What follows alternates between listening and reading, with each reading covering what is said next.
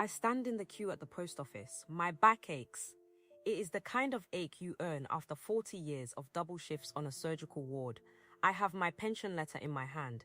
I have waited 6 months for this.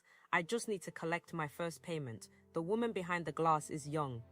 She wears a blue uniform that looks too big for her. She smiles at first. I smile back. I give her my letter and my ID. I feel a sense of pride. I have worked hard for this moment. She frowns. She types something into her computer. She types it again. The smile is gone now. She looks at me. She looks at my passport. She looks at the screen. I am sorry, she says. There is a problem with the record. The system says your status is not confirmed.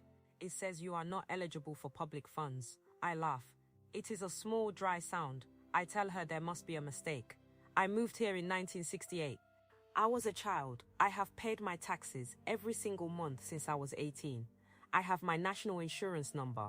She shakes her head. She does not look me in the eye anymore. She says the Home Office has flagged the account. She says I need to provide more proof. She asks for my landing papers from the ship. I tell her those papers were 50 years ago. I tell her I don't have them. Nobody told me to keep them. I am a citizen.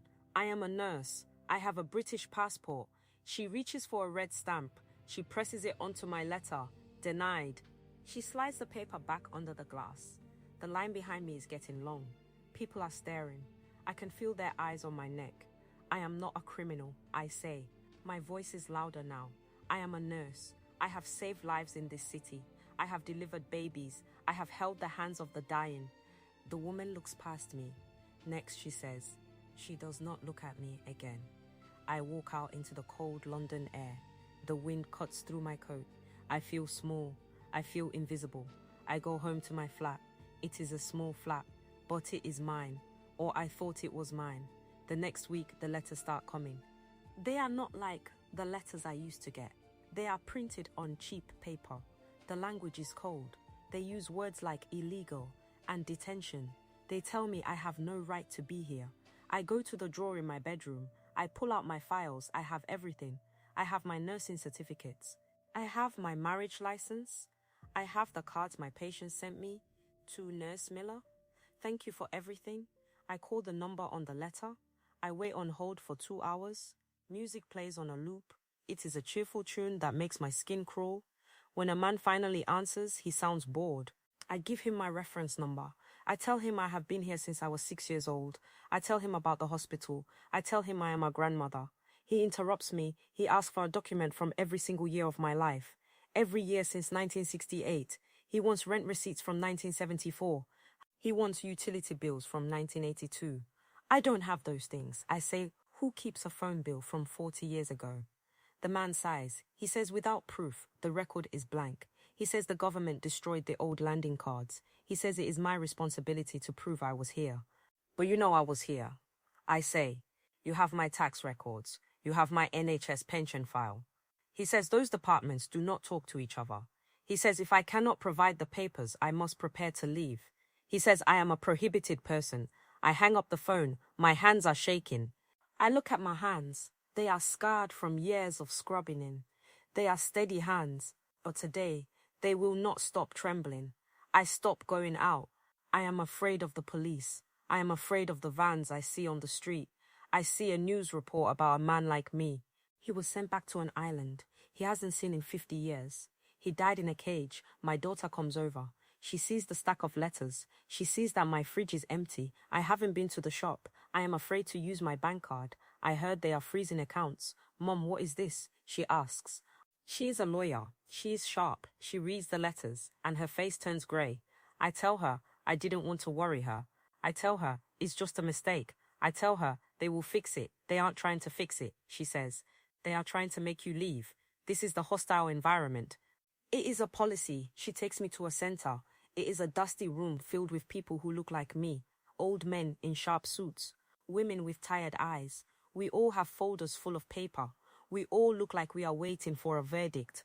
A volunteer looks at my file. She shakes her head. She says the Home Office is losing files on purpose. She says they are making the burden of proof impossible. I spend my days at the library. I print out old school records. I find a photo of myself in a primary school play. I am wearing tinsel in my hair. I am smiling. I look like I belong. I send the photos, I send the certificates, I send the letters from the hospital. I wait. The heating in my flat stops working. I cannot pay the bill because my account is flagged. I wear 3 sweaters. I sit in the dark. I feel like a ghost. I am still alive, but the country has decided I am dead. I think about the people I nursed. I think about the man who called me a black angel when I saved his son. I wonder if he knows what they are doing to me. I wonder if he would care. One morning, the doorbell rings. It is early. I think it is the van. I think they are here to take me.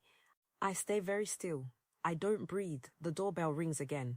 It is my daughter. She is holding a newspaper. She is crying. It's on the front page, she says. The scandal.